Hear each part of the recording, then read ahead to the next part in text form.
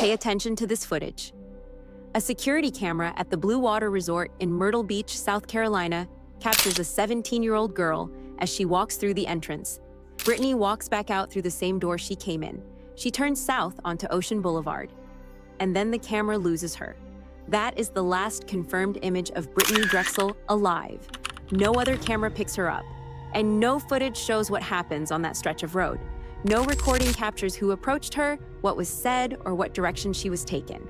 Just a girl walking out of frame, and then nothing. What happened in the minutes after that camera lost sight of her would take 13 years, one confession, and one mother who refused to quit. For more than a decade, the family of Brittanee Drexel has wondered whatever happened to her. She disappeared while walking to a motel during spring break in Myrtle Beach, never to be seen again. Before we begin, if you are new here, hit the like button and subscribe to this channel, because this is a story you will want to follow all the way to the end. Stay with me. To understand what happened on that April night, you first need to know who Brittanee Drexel was. She was born on October the 7th, 1991, in Rochester, New York. Her mother was Dawn Conley. Her biological father was John Kayoglu, a young man of Turkish descent. The two were teenagers when Brittanee came into the world. And like many young couples carrying a weight they were not ready for, they eventually fell apart. Shortly after Brittanee was born, Dawn married Chad Drexel, who adopted Brittanee and gave her his name. The family settled in Chile, a quiet suburb just outside Rochester. From the very beginning, Brittanee's life required strength. She was born with a condition called persistent hyperplastic primary vitreous in her right eye. It left her blind in that eye. She went through multiple surgeries as a child. To manage the eye's tendency to wander, she wore contact lenses that gave her a look people remembered. But Brittanee never let that define her. If anything, it shaped her into someone who understood what it felt like to be different. And she used that understanding to connect with people. She dreamed of working in cosmetology. She wanted to help people feel beautiful. She wanted to model. She was the kind of person who turned her own vulnerabilities into bridges toward others. That is not a small thing. That is character. At home, her relationship with her mother, Dawn, was close, genuinely close. But like most 17-year-olds, Brittanee had her moments of pushing back. She had a boyfriend named John Greco, who was from the Rochester area. He had stayed behind that spring break because of work commitments. Among her wider friend group was a young man named Peter Brozowitz, a 20-year-old nightclub promoter she knew from back home, who happened to be vacationing in Myrtle Beach at the same time. And then came spring break. When Brittanee asked her mother for permission to go to Myrtle Beach with friends, Dawn said no. No adults on the trip. She did not know the other teenagers well, and beyond the practical concerns, Dawn had a feeling she could not explain. The kind of feeling mothers carry in their chest when something is not right. So Brittanee offered a compromise, a friend's house near Lake Ontario, close to home, nothing to worry about. Dawn agreed. What she did not know was that the moment Brittanee climbed into that car, it turned south, 800 miles south, toward Myrtle Beach. By April the 25th, 2009, Brittanee had been in Myrtle Beach for 3 days. The trip had been everything a spring break was supposed to be. Beach volleyball during the day, parties and music at night. The kind of loud, carefree energy that makes teenagers feel like nothing bad could ever happen. For a few days, it had been exactly that. But not everything was easy. The girls Brittanee was staying with at the Bar Harbor Hotel had started to feel off to her. There was a tension in the group she could not shake. Small things. And the kind of friction that builds quietly until it isn't quiet anymore. That evening, it came to a head over something almost embarrassingly minor, a pair of borrowed shorts. Her female roommate wanted them back. Words were exchanged. Nothing violent, nothing dramatic, but enough to sour the mood. Brittanee needed air. She decided to walk over to the Blue Water Resort, about 1.5 miles north along South Ocean Boulevard, to spend some time with Peter Brozowitz, someone familiar. Someone from home. Security cameras at the Blue Water Resort recorded her walking. She was calm. She stayed for a while, talked, decompressed. Meanwhile, she and her boyfriend, John Greco, were texting back and forth throughout the evening. The conversation was light, normal. There was nothing in those messages that suggested anything was wrong. Then came the demand. Her roommate sent a message. She wanted those shorts returned. That night, Brittanee agreed. She said goodbye to Brozowitz and walked back out through the hotel entrance. The security camera recorded her leaving. She turned south onto Ocean Boulevard and began the walk back. She was texting John Greco as she walked. At 9:15 p.m., the text stopped. John noticed immediately. That was not like her. Brittanee always said goodbye before she went quiet. She always let him know when she was stepping away. But this time, there was no goodbye, no explanation. The conversation simply ended midair. He sent more messages, no reply. He called her phone. It rang out. He called again. Nothing. Growing desperate, he reached out to the girls she had been staying with. Had Brittanee come back? Had anyone seen her? No, she had not come back. John tried one more thing. He told the girls that if they did not find her, he was calling her mother. He was not bluffing. When the silence continued, he made the call he had been dreading. And in that phone call, everything came out. The ruse, the real destination, the 800-mile drive south that Dawn had known nothing about. Dawn did not stop to be angry. There was no time for that. She called 911 and reported her daughter missing. Within hours, she and Chad had boarded a flight to South Carolina. Brittanee's biological father, John, also made his way down. By the time they landed, Brittanee had already been missing for hours. And somewhere along that stretch of Ocean Boulevard, the trail had gone completely cold. Myrtle Beach police began searching the following morning. They covered everything they could reach: hotels, dumpsters, parks, swamps, abandoned buildings. They knocked on doors and showed Brittanee's photo to anyone who would look at it. A few witnesses came forward claiming they had spotted a girl matching her description, once at a bus stop, once near a convenience store. Both leads were investigated, both went nowhere. The most concrete clue came from Brittanee's cell phone. After she was last seen leaving the Blue Water Resort, her phone had pinged off a cell tower approximately 7 miles south of Myrtle Beach, in an area called Surfside Beach. Then, roughly 2.5 hours later, it pinged again, this time from a tower near the Georgetown-Charleston County line, approximately 50 miles south. After that, the phone went silent. It never switched on again. The pings painted a picture of someone being driven south at speed, away from Myrtle Beach, away from her friends, away from everything familiar. On that same day, April the 26th, a registered sex offender named Raymond Moody was pulled over for a traffic violation in Surfside Beach, the same area where Brittanee's phone had last shown activity. Moody would later claim he had been out of town at the time of her disappearance. That traffic ticket would eventually prove otherwise. And Peter Brozowitz, the last confirmed person to see Brittanee alive, was questioned by police. He retained an attorney shortly after, citing what his legal team described as repetitive questioning. He was never charged in connection with her disappearance. Dawn refused to accept the silence. She organized awareness campaigns and kept telephone hotlines running. She had billboards posted across the region. She handed out flyers in the same streets where her daughter had walked. She appeared on the Dr. Phil Show and on America's Most Wanted, pushing the case into the national spotlight. She drove back to Myrtle Beach every few months to hold events and look into the faces of strangers, hoping one of them might know something. Eventually, she made a decision that says everything about who she is. She packed up her life in Rochester and relocated permanently to South Carolina, planning herself as close as possible to the place her daughter was last seen. Weeks became months, months became years, and still, no answers came. If you have never heard this story before, stay with me, because what investigators were about to uncover would shock even the most seasoned detectives, and it starts with a name nobody was expecting. 7 years passed with no public breakthrough. Then in June of 2016, the FBI held a press conference. For the first time, investigators publicly stated what many had feared for years. They believed Brittanee Drexel had been murdered. They announced a $25,000 reward for information and said they believed she had been taken from Myrtle Beach to the McClellanville area, not far from where her phone had last pinged, before being killed. It was the first official confirmation that this was a homicide case, and then a name surfaced. A prison inmate named Taquan Brown, serving a 25-year sentence for manslaughter at McCormick Correctional Institution. Ike came forward with a story. He claimed that back in 2009, he had visited a property in McClellanville, a so-called stash house, to deliver money to the father of a man named Timothy Taylor. While inside, he said he witnessed Brittanee being sexually assaulted by a group of 8 to 12 men. He claimed she broke free and ran for the door. He claimed Timothy Taylor dragged her back inside. Then he said he heard 2 gunshots. He believed she had been killed. Her body wrapped and dumped in an alligator pond. It was a dramatic account, detailed, specific.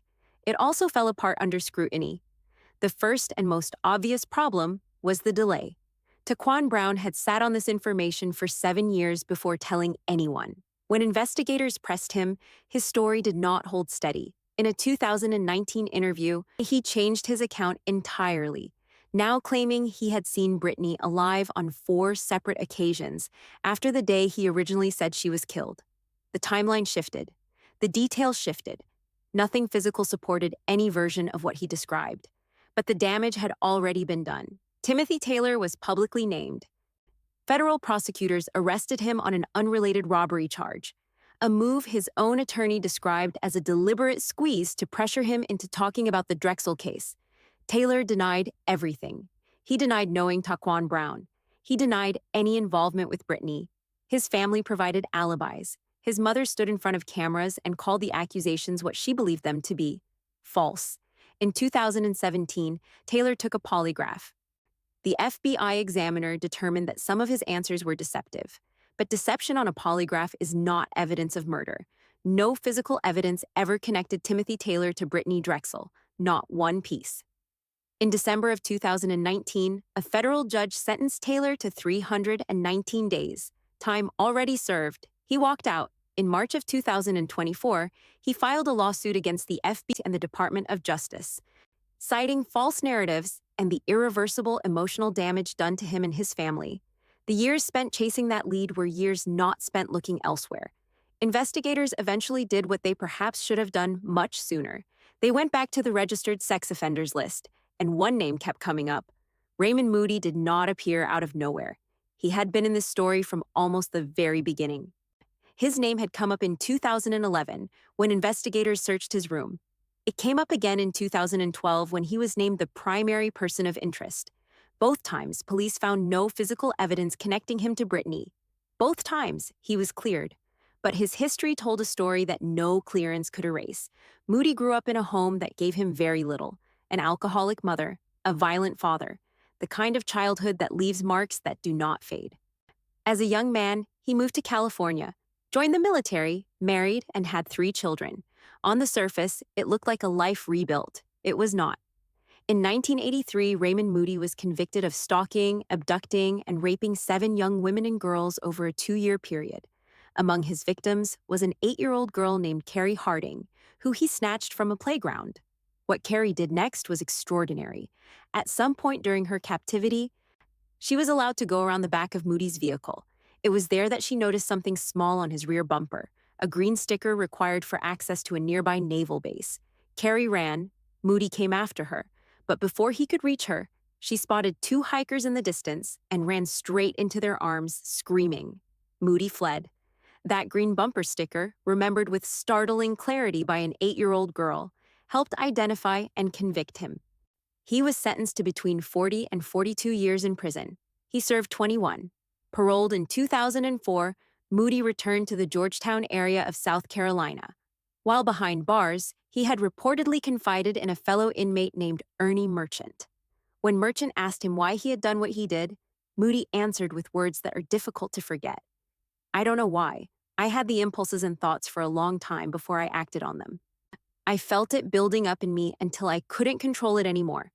And after this one, it got easier. I became someone else, someone that didn't care. It got easier. Back in society, nothing had changed. In 2008, he was arrested for indecent exposure. In 2009, he failed to register as a sex offender, a legal requirement for someone with his history. He was convicted again in 2010. In and out of custody, collecting violations, are slipping through gaps. In the spring of 2009, Raymond Moody was a free man. He was living near Georgetown. He was roaming the same streets, the same beach towns, the same stretch of coastline where Brittanee Drexel was spending her spring break. His room was searched in 2011. He was cleared. He was named the primary person of interest in 2012. He was cleared again. For 13 years, the answer had been closer than anyone realized. In early 2022, investigators went back to basics. They conducted a fresh, systematic review of registered sex offenders connected to the original case. Raymond Moody's name came up again. This time, investigators looked closer, and this time, they did not let go. On May the 4th, 2022, Moody turned himself in to the Georgetown County Sheriff's Office. The charge was obstruction of justice. But tucked inside the evidence building against him was something small and damning, a traffic ticket, issued on April the 26th, 2009, in Surfside Beach, the same area where Brittanee's phone had last pinged the night she vanished, the same area where Moody had claimed he was not present. That ticket placed him there. His alibi was gone. Something shifted during the interrogation. According to those who were present, Moody seemed to sense that it was over, that whatever he had buried out in those Georgetown woods, investigators were going to find it eventually. And so, after 13 years of silence, he confessed. According to court records, Moody told investigators that on the night of April the 25th, 2009, he and his longtime girlfriend, Angel Vos, were driving a Ford Explorer along Ocean Boulevard when they encountered Brittanee walking alone. What happened next, prosecutors argued, was not a chance encounter. It was an abduction. Vos had told the FBI a very different story. She claimed Brittanee had joined them voluntarily to smoke marijuana. She also claimed that at some point during the night, she had left to go and get keys and was not present when Moody harmed Brittanee. The FBI disputed both claims. According to investigators, Brittanee did not get into that vehicle willingly, and the evidence did not support Vos's account of where she was or what she did. And Moody told investigators he drove south. He told them what he did to Brittanee, and he told them where he had buried her. By the morning of April the 26th, 2009, less than 12 hours after she had walked out of the Blue Water Resort, investigators drove to the location he described, a wooded area off a gated private drive in Harmony Township, Georgetown County. They began to dig. 4 feet underground, they found her. Skeletal remains. Confirmed through DNA testing and dental records on May the 15th, 2022. Brittanee Drexel, 13 years in the ground, less than 35 miles from where she was last seen alive. The Georgetown County coroner later ruled her cause of death as undetermined. The condition of her remains after 13 years made a precise determination impossible. In court, Raymond Moody looked at the people whose lives he had destroyed and called himself what he was. I'm a monster. I have so much regret. On October the 19th, 2022, Raymond Moody stood before a judge and pleaded guilty to murder, kidnapping, and first-degree criminal sexual conduct. He was sentenced to life in prison without the possibility of parole, plus 2 consecutive 30-year terms. He will die behind bars. For a man who had already served only half of a previous 42-year sentence, the court made certain there would be no early release this time. But the legal fight was far from over. Angel Vos, Moody's longtime girlfriend, was arrested and charged with 3 counts of making false statements to the FBI. On February the 13th, 2025, she was sentenced to 18 years in federal prison. The judge did not treat her lies as minor. Prosecutors had argued that her false statements had actively obstructed the investigation and prolonged the agony of a family that had already waited 13 years for answers. And Dawn stood in that courtroom and looked directly at Vos. "You messed with the wrong mom," she said. 13 days later, on February the 26th, 2025, a civil jury awarded Dawn $700 million in damages against Raymond Moody, $200 million in actual damages and $500 million in punitive damages. It was a number that reflected not just loss, but outrage. Dawn also pursued a separate civil suit after discovering that Moody had deeded property on Rose Hill Road to Angel Vos before his sentencing, a move her legal team argued was a deliberate attempt to shield assets from creditors. One related suit was later dismissed, but the broader legal effort to hold both Moody and Vos financially accountable continues. Dawn is now pushing for state charges against Vos in Horry County, specifically kidnapping, rape, and murder. As of this time, those charges had not yet been filed. Investigators have not publicly confirmed the full extent of Vos's role in what happened to Brittanee that night. Timothy Taylor's lawsuit against the FBI and the Department of Justice remains active.